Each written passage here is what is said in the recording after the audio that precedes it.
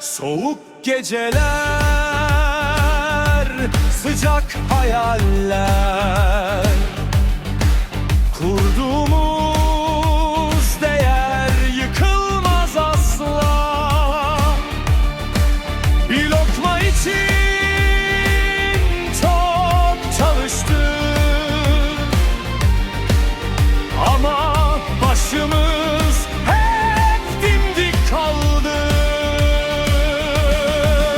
Adımız yok belki manşetlerde ama izimiz var her şehirde.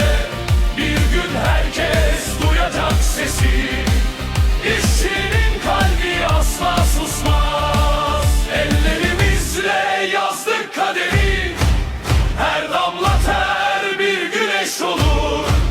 Birlik olunca zincir kırılır, sesimiz artık susmaz olur.